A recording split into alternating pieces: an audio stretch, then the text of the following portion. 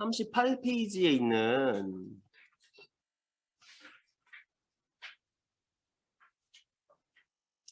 인터넷 부분을 좀 보겠습니다. 인터넷 주소책에 용어가 많이 나와서 이 부분이 조금 어렵게 느껴지실 수도 있는데요. 여기 이런 전산 관련 용어를 공부하시는 방법은 약어를 봤을 때 그걸 풀어내서 익히시면, 번역해서 외우시면은 아 이게 뭐 하는 거였지가 좀 바로바로 좀 매칭이 되실 거예요. 그래서 단어만 잘 공부하시면 반절 정도 해결이 됩니다. 점수가. 용어가 반절이에요. 저도 영어를 되게 못하는데 컴퓨터 관련 시험들이 영어로 된 시험들이 꽤 있거든요. 외국 계열 회사에서 주최하는 시험들이 많이 있습니다. 예를 들면 마이크로소프트나 시스코 같은 오라클 이런 회사들에서 직접 수행하는 그런 시험들이 있는데, 제가 이제 영어를 잘 못하니까 용어는 다 아는데 맞는 걸 고르라는 건지 틀린 걸 고르라는 건지 그걸 모르겠는 거예요. 네. 근데 이제 그런 시험들은 대부분 이어서 한 번 더 보면 시험료를 조금 깎아주거든요. 네, 그래서 이렇게 전에 언젠가 한번 시험을 2번 본 적이 있었습니다. 뭐 그런 적이 또 있었는데, 하여튼 요 컴퓨터를 공부하실 때 이 용어가 나오면 이걸 이제 풀어서 어떤 의미인지 이렇게 이제 공부를 하시는 게 좋아요. 자, 인터넷 주소 체계 부분을 볼 건데 IP 주소 많이 들어보셨죠? 네, IP 주소에 대한 내용입니다. IP 주소는 도대체 어떻게 생겼나 뭐 이런 거예요. 여기 보면 IPv4가 있고 IPv6가 있는데 버전 4, 버전 6입니다. 일단 여기 IP라는 말은요, 인터넷 프로토콜의 약자예요. 프로토콜. 프로토콜이라는 단어가 이제 굉장히 중요한데, 이 프로토콜이라는 말은요, 통신 규약, 뭐 약속, 뭐 규칙, 뭐 이런 겁니다. 자, 언어는 종류가 굉장히 많아요. 한국어, 중국어, 영어. 자, 그런데 컴퓨터는 전 세계에 다 통신이 돼야 되죠. 중국에 있는 컴퓨터랑도 통신이 돼야 되고 러시아에 있는 컴퓨터랑도 통신이 돼야 되잖아요. 그래서 전 세계적으로 하나의 어떤 규칙을 정하게 됐습니다. 인터넷이라는 게 역사가 그렇게 길진 않지만 50여 년 정도 되는데, 이제 60년 넘었겠다. 그 정도 되는데 전 세계 어디나 어떤 장치로, 예를 들면 스마트폰, 뭐 게임기, 컴퓨터, 텔레비전 뭐 하나 할 것 없이 전부 다 인터넷 접속이 되잖아요, 지금. 그럴 때 단 하나의 어떤 규칙, 언어를 가지고 접속하기 위해서 이 프로토콜이라는 걸 이제 만들어서 이제 배포를 하게 됩니다. 이제 안타깝게도 대부분의 이런 규약 단체들은 미국에 있고요. 미국이 주도해서 유럽에서 이제 정해지는 경우도 자주 있습니다만, 대부분 이제 미국의 통신 규약 단체를 가지고 있고 거기에서부터 이렇게 배포가 돼요. 인터넷을 하기 위한 프로토콜은 인터넷 프로토콜이라고 해서 맨 앞자만 따서 IP가 됩니다. 인터넷 프로토콜. 그래서 인터넷 프로토콜 버전 4, 인터넷 프로토콜 버전 4가 바로 IPv4예요. 인터넷을 하기 위한 규칙. 자, 실행창을 좀 띄워봅니다. 윈도우 키랑 R 키를 눌러서 실행창을 이렇게 띄워보시고요. CMD라고 씁니다. 커맨드 창을 열어볼게요. CMD라고 써서 엔터를 치시면 이렇게 검정색 커맨드 창이 보여지게 되죠. 네. 이거를 좀 띄워주세요. 명령 프롬프트입니다. 윈도우 키 R 눌러서 CMD예요.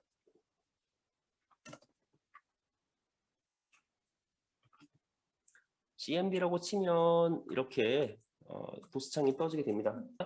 자, 이렇게 검정색 창에다가 이렇게 써보시는 거예요. IP, 인터넷 프로토콜이죠. IP, CONFIG.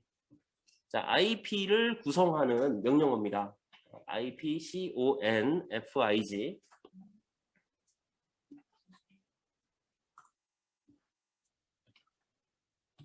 예, IP config, configuration 설정. 그래서 IP config예요. IP config라고 치고 엔터를 한번 눌러보시면 이렇게 내 컴퓨터의 현재 IP 주소 설정 상태가 보여지게 됩니다. 내 컴퓨터에 현재 할당되어 있는 주소예요. 여기 요 현장에 나와 계신 분들은 저랑 비슷한 주소 체계를 갖고 계실 겁니다. 제 컴퓨터의 주소는 192.168.123.28번이에요. IPv4 주소가요. IPv4 주소가 192.168.123.28이에요. 서버넷 마스크는 다 똑같을 거예요. 255, 255, 255, 0. 게이트웨이도 다 똑같을 겁니다. 192.168.123.1. 이것을 되게 중요하게 생각하셔야 돼요. 여기에 있는 요 명칭들은 앞으로 제가 여러 번 계속 설명을 드릴 건데 인터넷이 되기 위해서는 이 IP 주소가 필수입니다. 필수. 전 세계의 모든 컴퓨터들이 인터넷에 접속하려면 고유한 IP 주소를 가지고 있어야 돼요. 전 세계에 겹치는 주소가 하나도 없습니다. 예, 겹치면 똑같은 사람이 2명 있는 거기 때문에 통신하는 데 문제가 생겨요. 그래서 이렇게 나름의 일련의 그 주소 체계가 있어서 뭐 예를 들면 이제 아프리카에 있는 누구랑 이제 한국에 있는 저하고 통신을 할 때는 각자의 서로 IP 주소를 가지고 1대1로 통신을 하게 됩니다. 그래서 IP 주소는 전 세계 유일한 하나의 주소이다. 네, 이런 얘기예요. 여러분들 집에 있는 컴퓨터에도 이렇게 IP 주소가 다 보일 거예요. 네. 책에는 이렇게 돼 있습니다. 숫자 3개씩 해서 192.168.123.28 이런 식으로 이제 나와 있을 거예요. 각자 다른 주소를 갖고 있는 거죠. 자, 주소 체계는 이렇게 돼 있지만 IPv4 주소는 이제 숫자 4블록으로 돼 있잖아요. 이 한 블록을 옥텟이라고 하는데 주소는 가장 작은 숫자 0.0.0.0부터 가장 큰 숫자 255.255.255까지 들어갈 수 있습니다. 자, 255, 0부터 255까지 총 256개죠. 2의 8 제곱입니다. 그러니까 다시 얘기하면은 한 블럭당 8비트가 들어간다는 얘기예요. 8비트 곱하기 4개니까 32비트. 네. IPv4 주소 체계는 32비트를 8비트씩 4부분으로 나눠서 점으로 구분하는 형태입니다. 0에서 255까지 들어갈 수 있어요.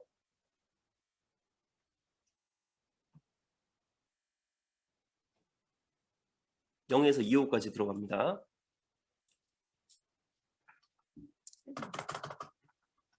클래스로 나눠지는데 A 클래스, B 클래스, C 클래스, 그 다음에 D 클래스, E 클래스 이렇게 클래스로 구분을 해요. 맨 앞에 시작하는 주소가 아까 전에 썼던 주소가 우리 학원 주소가 뭐였냐면 제 컴퓨터의 주소가 192.168.123.28이거든요.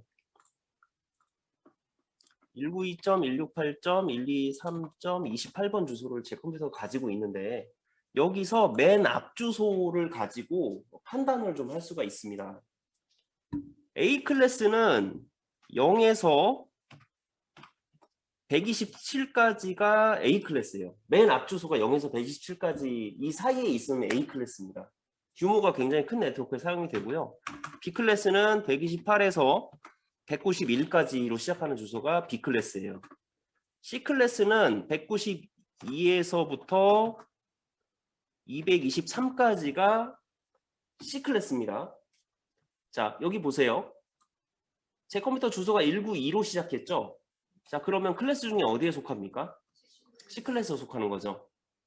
국내에서 사용하는 인터넷 주소의 대부분은 C 클래스에 속해 있을 거예요. 자, 지금 각자 자기 IP가 보일 테니까 자기 IP 주소가 어느 클래스에 해당하는지 한번 확인을 해보세요. 통신사에서 운용하는 주소는 B 클래스 일부와 C 클래스가 보통 사용이 됩니다. 통신사마다 이제 또 지역마다 좀 주소 할당 체계가 달라요. 자, 교재 보시면 A 클래스는 규모가 아주 큰 국가나 대형 통신망에서 사용이 되고요. B 클래스는 중대규모 통신망, C 클래스는 소규모 통신망에 사용이 됩니다. D 클래스, E 클래스는 우리가 평소에 사용할 일이 없습니다. 멀티캐스트 용도나 연구용으로 사용되는 영역이기 때문에 그래요. 그래서 일반적으로 사용하는 범위는 A 클래스에서 C 클래스이다. 이런 얘기고 시험에는 이것도 나오죠. D 클래스는 멀티캐스트, E 클래스는 실험용으로 사용한다. 실제적으로 우리가 사용하지 않는다. 사용자에게 할당되지 않는다. 이런 얘기입니다.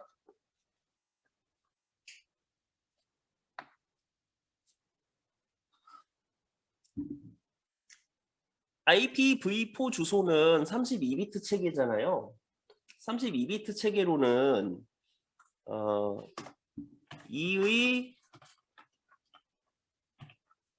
32제곱만큼의 경우의 수를 가질 수 있거든요. 이만큼이 IP 주소의 개수입니다. 전체 경우의 수를 따지면 42억 7천만 개 정도 나오는데 이렇게 저렇게 해서 못 쓰는 주소들이 좀 있어요. D 클래스, E 클래스 주소 사용자한테 할당 못 하고요.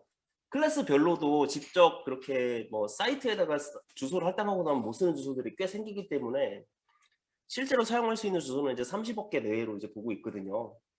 처음에 IP 체계를 개발할 때는 전 세계에 컴퓨터가 많지 않았기 때문에 이 정도면 우리가 앞으로 영원히 쓸 수 있을 거야 라고 생각을 했는데 생각보다 그 인터넷 주소 사용량이 엄청나게 폭증을 했어요.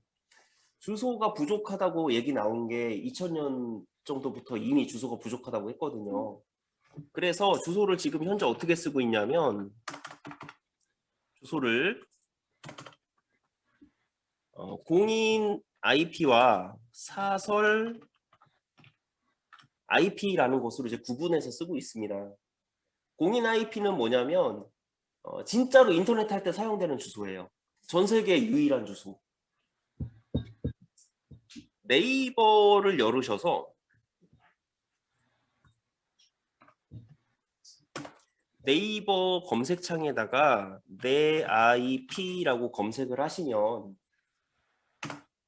내 IP라고 검색하시면 이렇게 나의 현재 IP를 보여줍니다. 이게 나의 공인 IP예요. 외부에서 바라봤을 때 내가 다른 사람한테는 이걸로 보입니다. 아까 봤던 192라는 주소가 아니죠. 여기 학원 내에 있는 컴퓨터들은 라인 하나로 나가기 때문에 다 같은 IP가 나올 겁니다.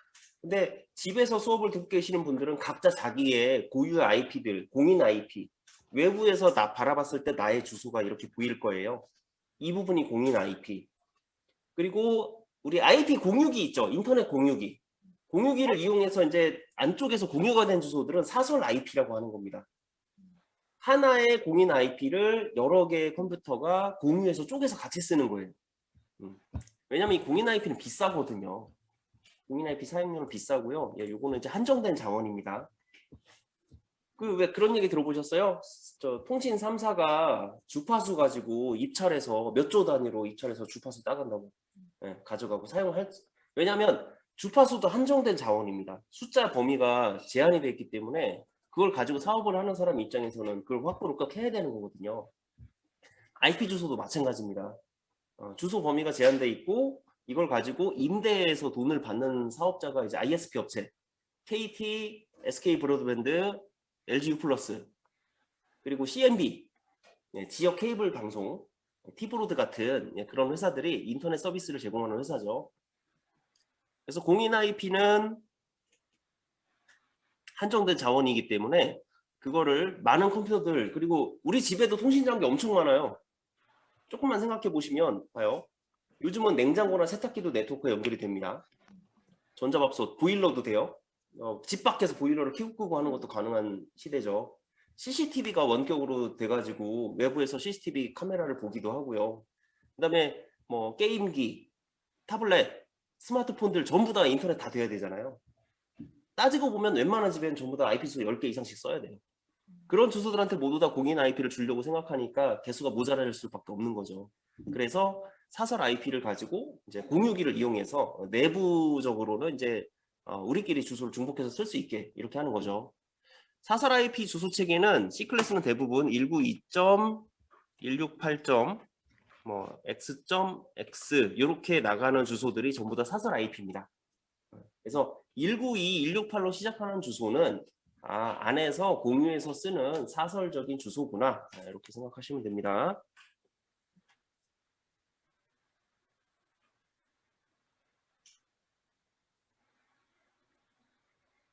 자, 뒤에 있는 요 체계를 좀 보시면 이제 IPv4가 이제 그렇게 우리가 주로 사용하는 주소고 부족하다. 32비트 체계이다. 이런 것들이 중요한 내용이에요. 그래서 개발된 게 IPv5가 나가다가 빠그러지고요. IPv6가 이제 자리를 잡았습니다. IPv6 체계는 그래서 주소 범위를 아주 넓게 잡았어요. 이 정도 하면 이제 안 부족하겠지. 뭐 인구는 더 이상 많이 안 늘어날 것 같으니까 요거면 제 생각에도 충분할 것 같긴 합니다. 자, IP 컨피그를 했을 때 여기 IPv6 주소 부분이 보이거든요. FE80으로 나가는 이 부분이 바로 IPv6 주소입니다. 숫자 중에 FE, D 이런 것들이 보이죠? 이거 뭔 것 같아요? 16진수 맞습니다. 주소가 길어요. 숫자로 나타내기가 어렵습니다. 그래서 주소가 길기 때문에 16진수로 나타나서 최대한 짧게 보이게 했어요. 이 주소의 개수라면은 이제 몇 경이 나오거든요. 굉장히 많습니다. 그래서 모든 컴퓨터들한테 공인 IP를 다 할당할 수 있어요. 근데 아직은 자리를 잡아가는 체계이기 때문에 완전히 IPv6로 지금 통신이 되고 있지는 않습니다. 16비트씩 8부분으로 나눠서 콜론으로 구분하는 주소 체계로 되어 있고요. V6는 V4랑 당연히 호환이 되고요. 16진수로 표기합니다. 블록에서 선행되는 0은 생략할 수 있다 그러는데 00000000 이렇게 나오는 자리 있죠. 그런 거는 그냥 비워서 콜론으로 이렇게 표시할 수 있습니다. 콜론 2개로. 우리 여기 주소에서도 보면 가운데 콜론 이렇게 나오는 부분이 있죠. 이 사이는 0 4개로 차 있는 거예요. 0000으로.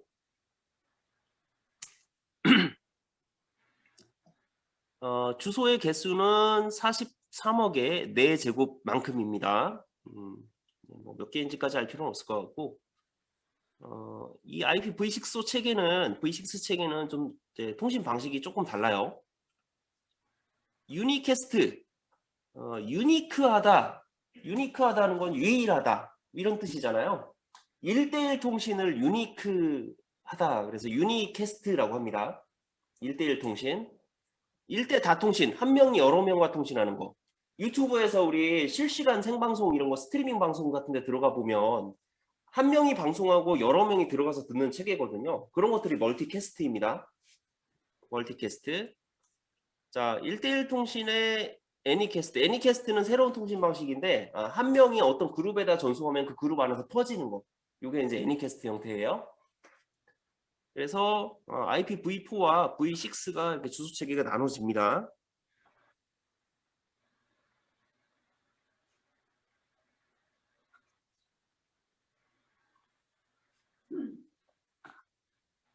도메인 네임.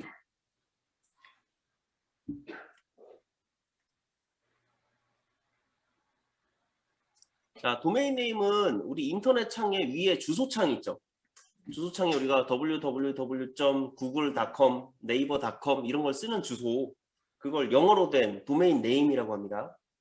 도메인은 자원이라는 뜻이고요. 어떤 사이트의 이제 자원들의 모임을 도메인이라고 하거든요.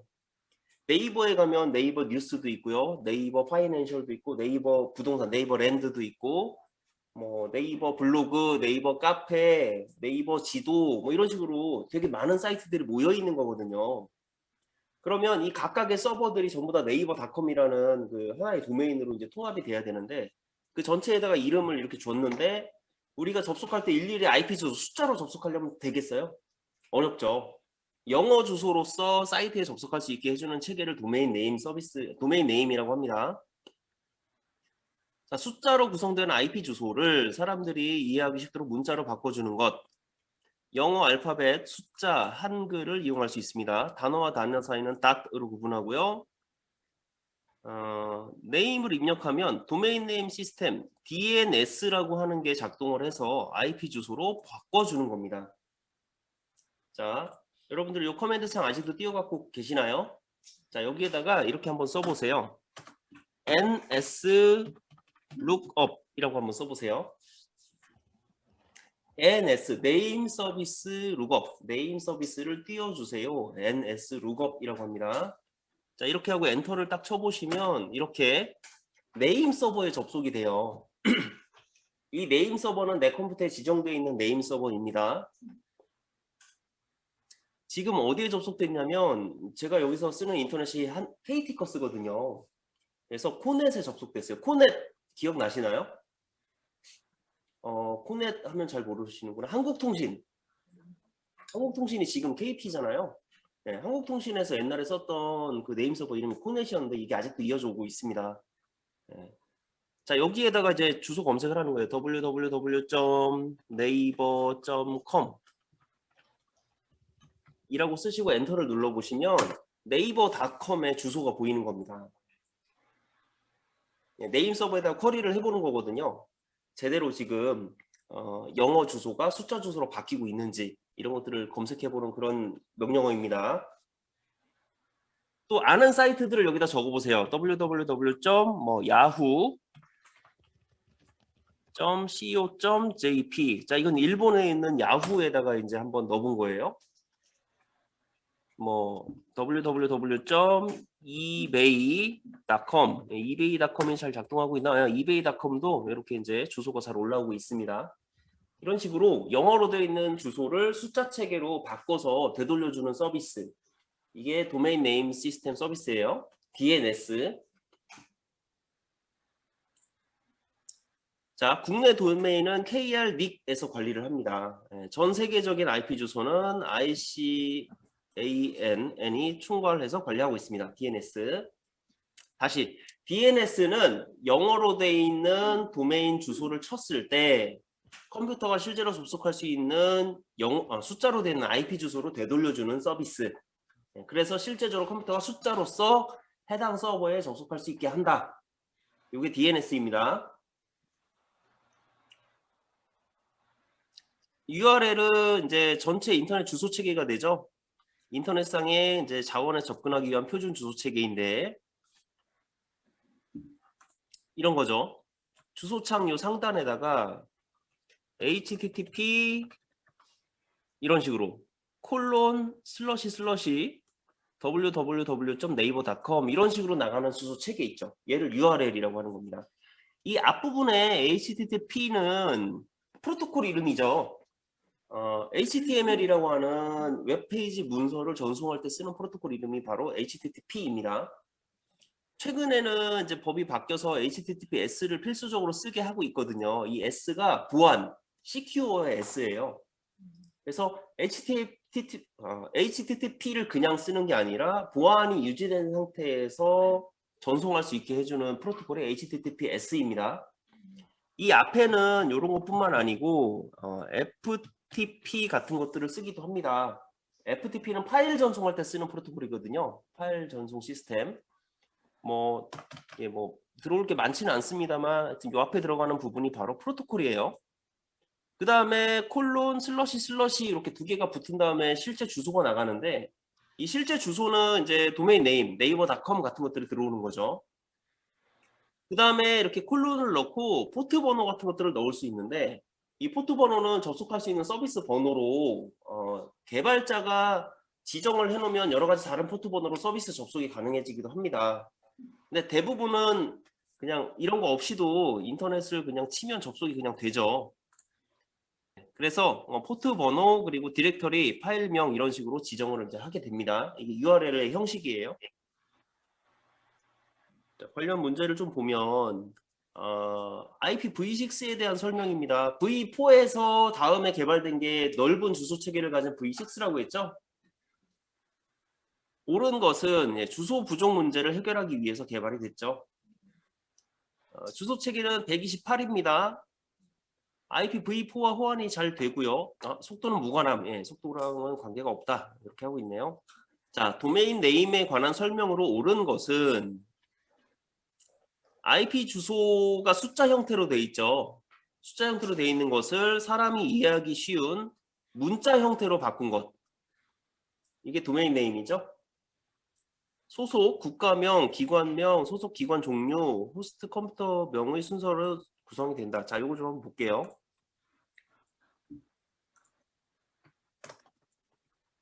이런 거 많이 보셨을 거예요. 뭐 예를 들면은 www. 뭐 icqa.or.kr 이라고 하는 게 있다고 하겠습니다. 자, 그러면 맨 뒤에 있는 거는 뭐예요? 국가를 뜻하죠. KR, 뭐 JP 뭐 이런 것들이 있을 겁니다. 자, OR은 organization, 기관을 얘기하죠. 조직이나 뭐 이런 것들을 얘기하죠. ICQ는 이제 요 회사 이름이 되겠고요. www는 이제 웹 서버의 이름이 되는 거죠. 호스트 네임. 이런 식의 순서를 가지게 됩니다. 자, 여기서 보면 이제 거꾸로 돼 있죠. 반대 순서로 돼 있습니다. 호스트명이 제일 앞에 오고 그 다음에 기관 이름, 기관 종류, 그 다음에 국가명 이런 것들이 들어오는 거죠. 미국은 대장이니까 뒤에다가 국가명을 따로 표현하지 않고 바로 com이나 .com, .net 또 뭐 있죠? .org, .mil, 요 밀리터리 뭐 이런 것들을 직접 사용하죠.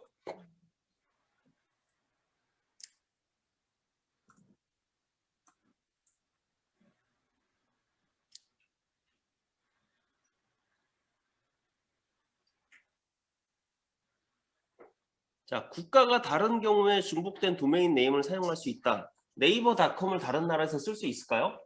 아닙니다. 전 세계적으로 유일하게 작동해야 되는 거예요. 네, 그래서 틀린 게 되고요. 자, 퀵돔이라고 하는 설명이 나오는데, 자, 퀵돔이라고 하는 거는 이제 이런 식으로 뭐뭐.kr 뭐 이런 것들을 이제 퀵돔이라고 합니다. 자, 우리 학원의 주소를 잠깐 보여드리면 이렇게 했었거든요. sjcom.kr. 예, 다른 주소가 뭐 co.kr 이런 게 남아있질 않더라고요. 예, 그래서 그냥 kr을 썼는데 예, 이런 형태가 바로 퀵돔 형태의 주소 체계가 됩니다.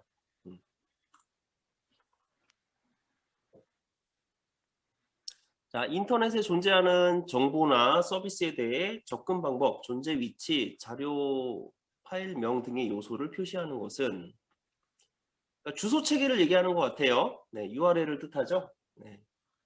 접근 방법, HTTP인지 HTTPS인지 아니면 FTP인지 뭐 .com, 뭐 자료 파일, 뭐 이런 것들 경로로 표시할 수가 있죠. 자, 여기에 용어들을 좀 같이 좀 보겠습니다. DHCP는 좀 체크를 좀 해두세요. DHCP 자주 나옵니다. 다이나믹 호스트 컨피그레이션 프로토콜이라고 하는데 뭐 동적 호스트 구성 프로토콜이잖아요. 이걸 언제 쓰는 거냐면요.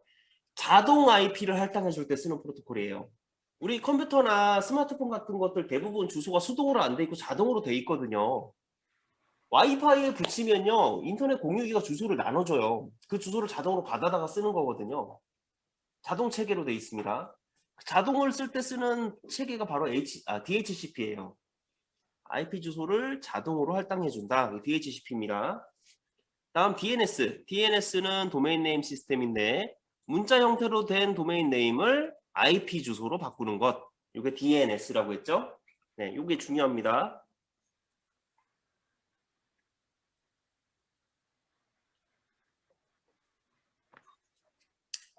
자, 또 내려가서 TCP/IP를 보죠.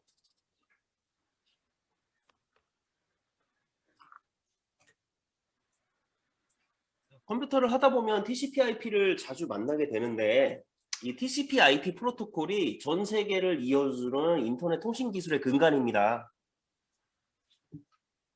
TCP/IP를 알면 인터넷을 할 수 있는 거예요.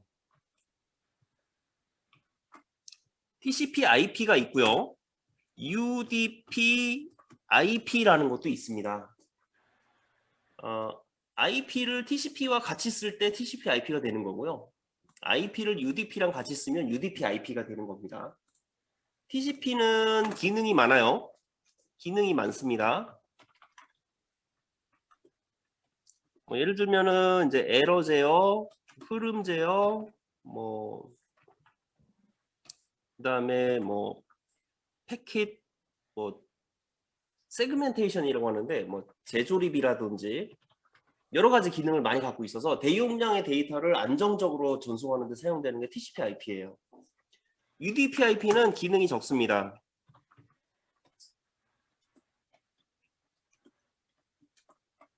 대신에 작은 데이터를 빨리 전송할 때 사용되는 게 UDP예요. 그래서 제어용으로 많이 사용되고요. TCP는 우리가 보통 많이 씁니다. 유튜브 하실 때도 TCP 쓰시는 거고요. 인터넷 하실 때 항상 쓰시는 게 TCP IP예요. 특정 구간 제어 용도나 아니면 이제 짧은 데이터를 빨리 보낼 때 UDP를 사용을 합니다. 특정 프로그램에서. 자, TCP/IP는 인터넷에 연결된 컴퓨터끼리 상호 데이터를 주고받을 수 있도록 한 인터넷 표준 프로토콜이고, 계층으로서 이렇게 응용 계층, 전송 계층, 인터넷 계층, 링크 계층으로 이제 구분이 됩니다. 네, 여기 있는 명칭을 뭐 완전히 외우실 필요는 없지만 그래도 요 정도 구조는 알고 있어야 됩니다. 자, ISO를 들어보셨을 거예요. ISO는 이제 그 국제 표준 규격 단체죠. 네. ISO에서 OSI 7 레이어라는 것을 규정을 했는데 이것은 인터넷이 되기 위한 어떤 전체 체계를 7가지로 세분화시켜 놓은 겁니다. 그리고 TCP/IP도 이제 4레이어로 나눠 가지고 이렇게 네트워크 액세스 레이어, 인터넷 레이어, 트랜스포트 레이어, 애플리케이션 레이어 이렇게 계층을 구분을 해놨어요. 자, 이렇게 해서 이렇게 응용 계층, 애플리케이션 레이어, 트랜스포트 레이어, 인터넷 레이어, 그리고 링크 레이어, 데이터 링크 레이어 이런 식으로 이제 계층을 구분을 하고 있습니다. 이 용어들을 이렇게 표로 해놨는데 이제 문제에서 이제 어떻게 적용되는지 일단 좀 같이 좀 볼게요. 자, 기타 프로토콜에서 한 번씩 좀 짚어봐야 될 것들만 좀 찍어드리겠습니다. HTTP, 인터넷 문서를 주고받기 위한 건데 인터넷상에서 하이퍼텍스트를 주고받기 위한 것인데 이 하이퍼텍스트가 바로 HTML 문서를 얘기합니다. HTML 문서는 인터넷 페이지에서 우리가 실제적으로 보는 페이지예요. 문서 간에 링크가 되어 있어요. 네이버에서 뭐 오늘 치마가 예뻐요. 클릭하면 그 해당 쇼핑몰로 이동하죠. 이게 링크입니다. 그런 이제 역동적으로 움직이는 인터넷 페이지 이런 것들을 HTML 문서라고 하고 이 HTML 문서를 전송할 때 쓰는 프로토콜이 HTTP 프로토콜이에요. UDP 아까 잠깐 설명드렸고요. 이게 제가 보기엔 다 중요한데 네, 여기서 좀 꼭 찝자고 하면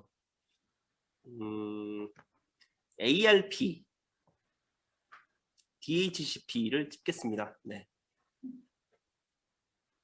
ICMP도 안 할 수가 없네요. 네. 자, ARP는 IP 주소를 물리적인 주소로 바꾸어주는 프로토콜이 ARP예요. 어떻게 작동하는지만 좀 보여드리겠습니다. 컴퓨터에는 IP 컨피그를 이렇게 좀 해서 보여드리면 IP 주소만 이렇게 보여지지만 IP 컨피그를 슬러시 all이라는 옵션을 넣어서 조회를 해보게 되면 이렇게 세부적으로 많은 주소를 좀 볼 수가 있거든요. 여기에는 IPv6 주소와 IPv4 주소도 보이지만 이렇게 물리적인 주소라는 것도 있습니다. 이 물리적인 주소는 우리 네트워크 어댑터, 랜 카드 있죠. 무선 랜 카드, 유선 랜 카드 마찬가지입니다만 제조사에서 제조될 때부터 찍혀져 나오는 고유 번호예요. 물리적인 번호. 이거 역시 전 세계 어떤 네트워크 장치가 겹치는 게 하나도 없습니다. 고유한 주소들을 이렇게 갖고 태어나요. 장비들이. 앞에 있는 6자리는 제조사 넘버고요. 뒤에 있는 6자리는 이제 카드마다 이렇게 찍혀 나오는 번호 같은 거거든요. 스마트폰도 마찬가지. 네트워크 장치들도 각각의 네트워크 주소를 가지고 이제 태어납니다. 그럼 실제적으로 통신할 때 물리적 주소를 가지고 통신을 하게 되고 IP 주소는 우리가 할당하는 거라 논리적인 주소거든요. 논리 주소와 물리 주소를 연결해서 변환시켜주는 프로토콜이 바로 ARP입니다. ARP를 이렇게 해보면 내가 지금까지 통신했던 논리적인 주소와 물리적인 주소가 이런 식으로 연결되어 있습니다 하고 이렇게 캐시 메모리에 떠 있는 내용이 지금 보여지는 거거든요. 그래서 이 ARP라고 하는 프로토콜은 어드레스 리솔루션 프로토콜인데 논리 주소와 물리적인 주소를 변환시켜주는 프로토콜의 ARP, 반대로 오는 걸 RARP라고 합니다. ICMP는 이제 인터넷 컨트롤 메시지 프로토콜이라고 하는데 인터넷에서 제어문을 주고받고 하는 뭐 이런 용도로 사용되는데 이제 쉽게 생각하면 이런 거거든요. 자, 제가 핑이라고 하는 걸 한번 써봤어요. 자, 핑은 패킷을 한번 보내보고 반대쪽 컴퓨터에서 응답이 오는 시간을 재는 프로그램이거든요. 이걸 가지고 뭘 할 수 있냐면 상대방 컴퓨터가 살아있는지, 통신이 원활하게 되고 있는지, 가는 길이 막히지는 않는지 이런 것들을 체크하는 게 인터넷 컨트롤 메시지 프로토콜입니다. 핑이 대표적이고요. 이걸 이용해서 가는 경로까지 원활히 패킷이 도달하는지 체크를 할 수가 있는데, 예를 들면 여기서 미국까지 가는 경로가 원활한지 이런 것들을 볼 수 있는 거예요. 예를 들면 미국에 있는 미 육군에다가 제가 핑을 넣어보면 핑이 이렇게 갔다 돌아오는 시간이거든요. 미 육군은 미국 본토에 있을 거잖아요. 거기까지 지금 패킷이 갔다 왔습니다. 도착하는 시간은 6 밀리세컨드예요. 밀리세컨드 기억나시나요? 1 밀리세컨드가 몇 분의 1초죠? 1000분의 1초. 아, 훌륭합니다. 네, 기억하고 계시네요. 네, 지금 6 밀리세컨드가 걸렸어요. 네, 일본에 한번 가볼까요? 자, 일본 야후에다가 핑을 걸어보니까 43 밀리세컨드가 걸렸습니다. 더 짧게 걸린 거예요? 더 오래 걸린 거예요? 더 오래 걸렸죠. 이게 뭐냐면 우리나라에서 미국까지 가는 회선은 좋아요. 거리가 멀더라도. 근데 일본은 이제 IT가 어느 정도 좀 낙후돼 있고 채널이 많지 않으니까 속도가 더 낮게 나오는 겁니다. 물론 이제 일본 야후 서버가 응답을 늦게 하는 걸 수도 있는데 어쨌든 가는 경로가 그리 좋지 않다 이런 얘기예요. 물리적인 거리보다도 이제 이렇게 실제적으로 느껴지는 체감상의 거리가 중요하죠. 인터넷은 뭐 우리가 위치에 구애를 받는 게 아니잖아요. 이런 얘기 들어보셨을 거예요. 명절에 부산에서 서울 오는데 길이 많이 밀려서 제주도 가서 비행기 타고 올라왔다. 이런 얘기 있잖아요. 그게 더 짧게 걸린다고. 이런 거예요. 그러니까 러시아까지 가는데 중국으로 갔다 가는 거랑 미국에서 러시아로 들어가는 거랑 뭐가 더 빠를까? 거리적으로는 미국 갔다 가는 게 더 오래 걸릴지 모르지만 그쪽 회선이 굵고 여유가 있으면 그쪽이 더 빠를 수 있는 거거든요. 네. 자, 그러면 대륙 간의 인터넷은 어떻게 연결되어 있을까요? 대륙 간의 인터넷이 어떻게 연결되어 있냐면요. 이렇게 연결되어 있습니다. 지금 우리나라에서 케이블이 나간 경로들이거든요. 네, 이렇게 한국에서 이제 중국권, 아시아권으로 나가는 회선들 그리고 일본 쪽으로 나가는 회선들이 이렇게 표시가 되어 있고요. 이런 회선들은 이렇게 케이블로 가는 거예요. 해저 케이블로.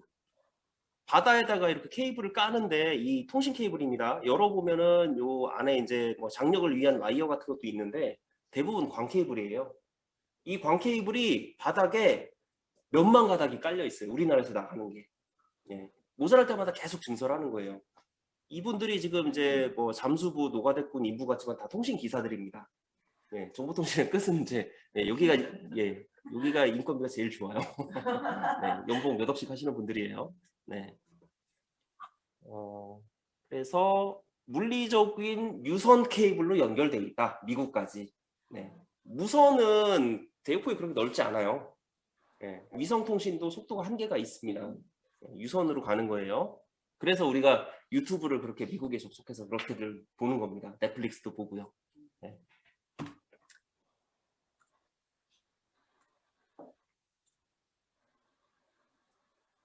자, 그래서 ICMP 핑을 해봤어요. 네. 접속이 안 되면 어떤 식의 문제가 되냐면요. 자, 핑을 제가 네이버에다가 한번 넣어볼게요. 자, 핑을 해서 데이터를 보내서 그쪽에서 다시 되돌려주는 걸 받는 건데 네이버는 핑에 대한 응답을 안 합니다. 왜 그러냐면요. 핑은 공격의 수단이 될 수 있거든요. 제가 적은 양의 데이터, 32바이트의 데이터를 보냈다가 되돌려 받는 건데 컴퓨터 1000만 대가 동시에 핑을 보내면 그 서버가 이거에 응답하느라 원래 일을 못 하겠죠. 그래서 네이버는 이런 거에 조금 엄격하기 때문에 핑을 안 받아줘요. 다음도 마찬가지입니다.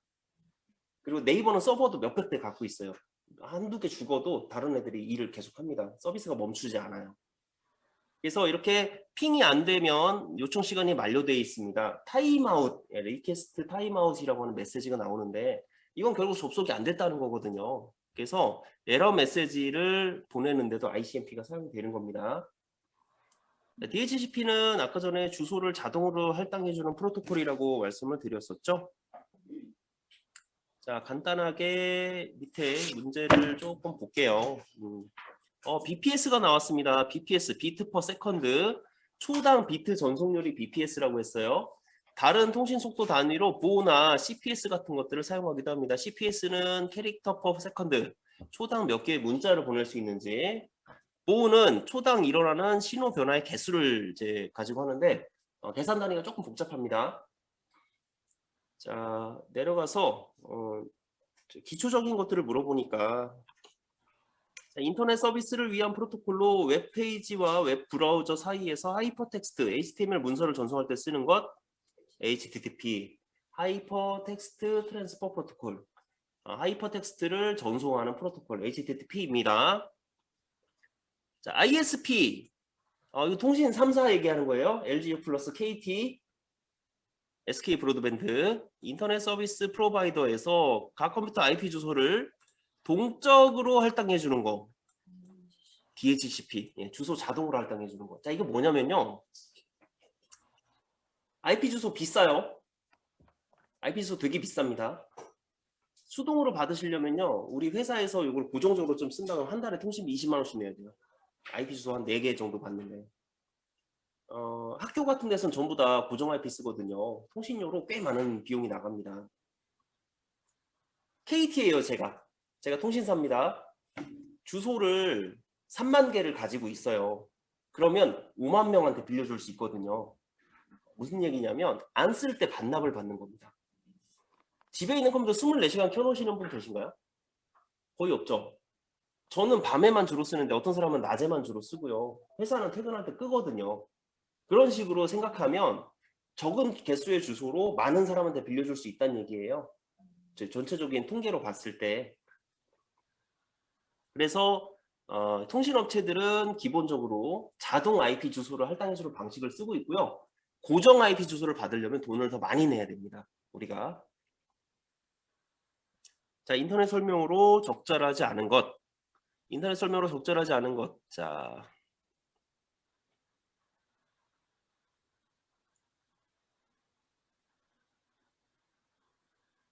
URL은 표준 주소 체계죠.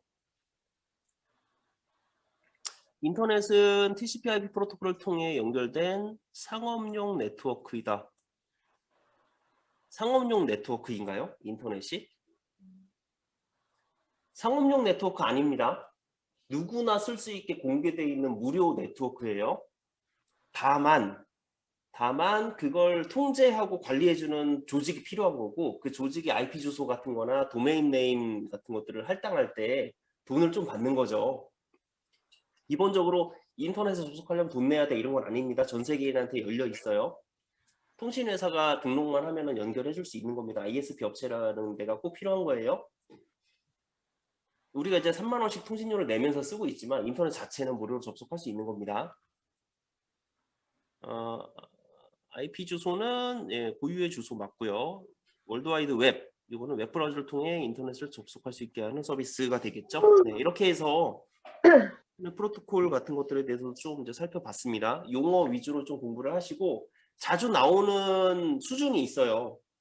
이 프로토콜도 깊게 들어가면 너무 많아가지고 수백 개가 나오는데 지금 여기서 둘러본 정도만 일단 공부하시면 됩니다. 문제 난이도가 그렇게 깊게는 안 나와요. 자, 내일은 이어서 OSI 참조 모델을 할 건데 아까 보여드린 요 그림을 여기 지금 39페이지에서도 이제 보실 수가 있을 겁니다.